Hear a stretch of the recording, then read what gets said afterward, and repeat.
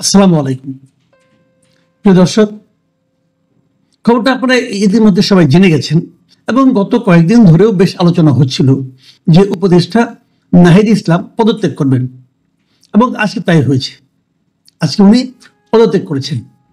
উনি নিজে ডক্টর ইউনূসের কাছে নিজে উপস্থিত হয়েছেন এবং হয়ে নিজে পদত্যাগপত্র ওনার কাছে দাখিল করেছেন।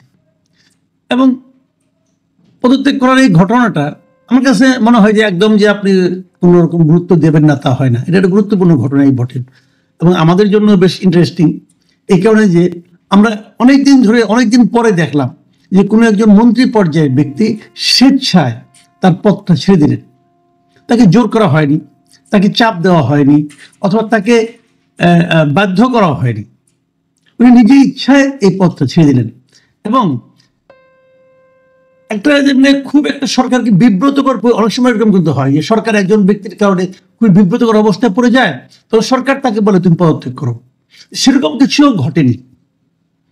উনি নিজের ইচ্ছাকৃতভাবেই পদত্যাগ করেছেন এবং উনি পদত্যাগ পত্রে কি লিখেছেন সেটা আপনাদের সঙ্গে একটু শেয়ার করি। যদিও আমার ধারণার মধ্যে আপনারা সবাই পেয়ে গেছেন, তবুও আমি একটু আপনাদের পড়ে শোনাতে চাই।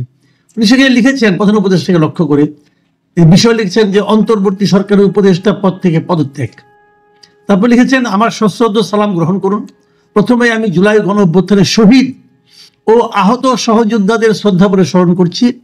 রক্তক্ষয়ী গণ অভ্যুত্থানের পরে ছাত্র জনতার আহ্বানে সাড়া দিয়ে পরিবর্তিত নতুন বাংলাদেশ বিনির্মাণের দায়িত্ব গ্রহণ করার জন্য আপনার প্রতি অশেষ কৃতজ্ঞতা। তার বৈষম্যহীন, ক্ষুধা ও দারিদ্র্যমুক্ত উন্নত বাংলাদেশ গড়তে আপনার নেতৃত্বে গঠিত উপদেষ্টা পরিষদে আমাকে সুযোগ দানের জন্য আপনাকে আন্তরিক ধন্যবাদ জ্ঞাপন করছি। গত 8 আগস্ট 2024 খ্রিস্টাব্দের তারিখে শপথ নেওয়া উপদেষ্টা পরিষদে আমি ডাক, টেলিযোগাযোগ ও তথ্য প্রযুক্তি মন্ত্রণালয় এবং তথ্য ও সম্প্রচার মন্ত্রণালয়ের দায়িত্ব পাই। মানে 3টা মন্ত্রণালয়ের দায়িত্ব পেয়েছি।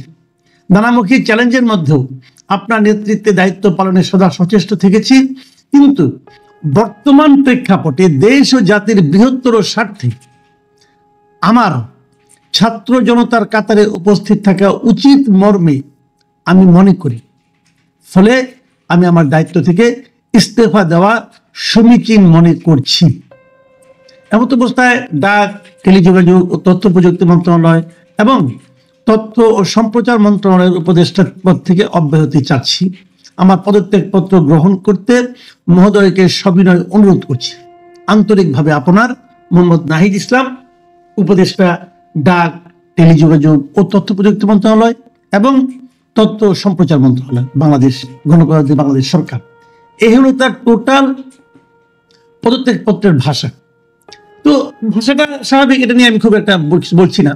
এটা তো খুব একটা ভালো ভাষায় উনি লিখেছেন এবং উনি পদত্যাগ করে একটা দৃষ্টান্ত স্থাপন করেছেন।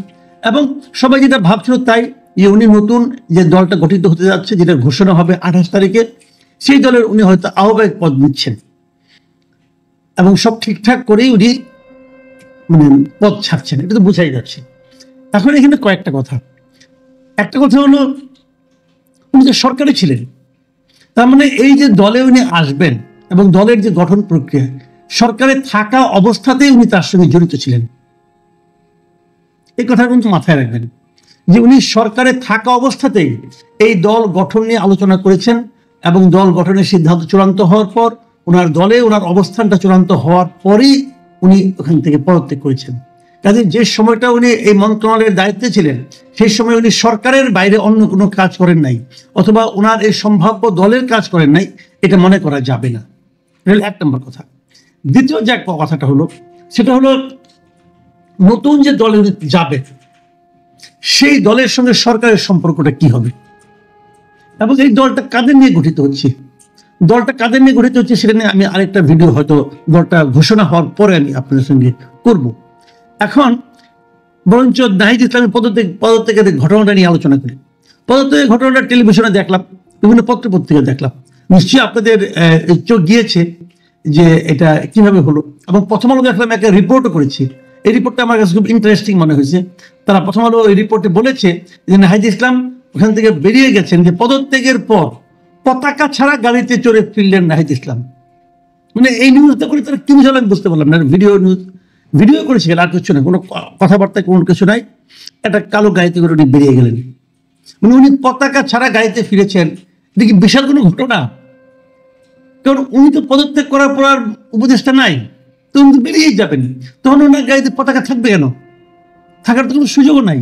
যদি এমন হতো যে উনি যমুনার থেকে হেঁটে বেরিয়ে যাচ্ছেন, তাহলে আমি বুঝতে পারতাম যে একটা নিউজ হওয়ার মতো বিষয়। উনি তো সরকারি গাড়িতে বেরিয়ে গেছেন, খালি পতাকাটা নাই, আর তো কিছু না। তাহলে এটার মধ্যে এটা নিউজ করার কি আছে? মানে কিছু কিছু মিডিয়া না, আমি দেখতে পাচ্ছি যে এই সমস্ত লোকদেরকে, স্টুডেন্টদেরকে, স্টুডেন্ট লিডারদেরকে মানে তুলতে তুলতে কোথায় নিয়ে যে তুলতে চাচ্ছে, এটি আমি বুঝি না ভাই। এখানে বাহাদুরি, যেখানে উদারতার কিচ্ছু নাই, উদারতার কিচ্ছু নাই। যে উনি চলে গেছেন একটা গাড়িতে করে, এই পর্যন্ত ঠিক আছে, আচ্ছা গাড়ি ত্যাগ করেছেন, কিন্তু আমি একটা জিনিস বুঝলাম না, পদত্যাগের পর উনি যে সাংবাদিকদের সঙ্গে কথা বললেন, সেই ছবিটা আপনারা দেখেছেন। উনি যখন কথা বলছেন তখন কিন্তু উনি আর উপদেষ্টা নন, তখন উনি আবার আপনার মতো যে কোনো একজন মানুষ। তো উনি টেবিলে বসে কথা বলছেন সাংবাদিকদের সামনে, কিন্তু ওনার দুপাশে কি? দুপাশে হচ্ছেন প্রধান উপদেষ্টার প্রেস সচিব এবং প্রধান উপদেষ্টার ডেপুটি প্রেস সচিব। তো প্রেস সচিব এবং ডেপুটি প্রেস সচিব ওনারা তো সরকারের কর্মকর্তা, জনগণের কর্মকর্তা, জনগণের টাকায় বেতনভুক্ত কর্মকর্তা। তো ওনারা কেন নাহিদ ইসলামের দুই পাশে ওনাকে বসলো? কোন প্রোটোকলে ওনারা বসলেন? নাহিদ ইসলাম যখন পদত্যাগের পর উনি তো আর নো মোর উপদেষ্টা, নো মোর অ্যাডভাইজার।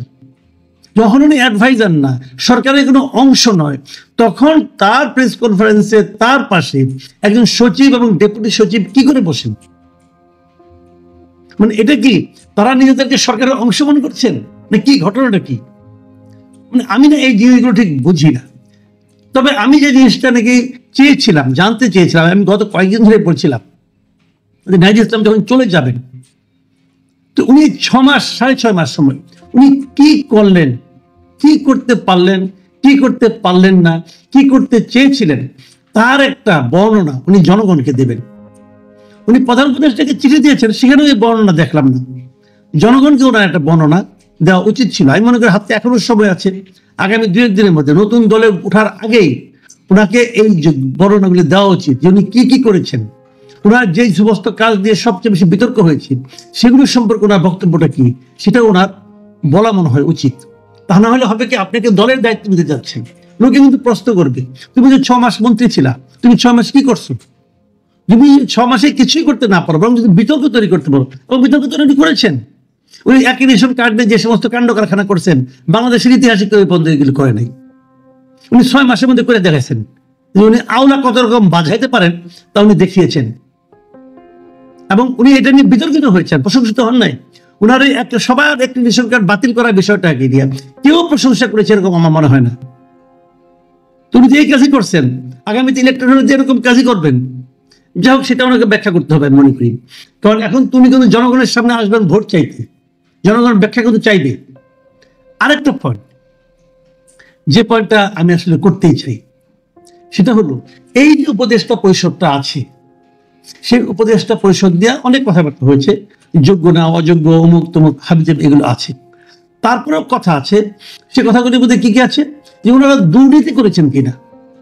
এখন ওনারা দুর্নীতি করেন নাই এই জিনিসটা প্রমাণ করার জন্য আপনাদের যে সংস্থাপন বিষয়ক মানে জনপ্রশাসন সচিব যিনি আছেন, উনি ঘোষণা করেছিলেন কিন্তু যে সবাই সম্পদের হিসাব দিবেন, উপদেষ্টারাও সম্পদের হিসাব দিবেন।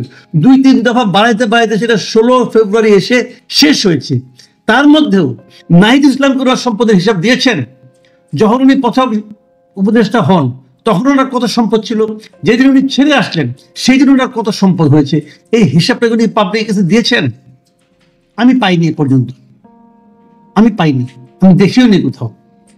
আমি মনে করি নাহিদ ইসলামের ট্রান্সপারেন্সির স্বার্থে এই হিসাবটা দেওয়া উচিত।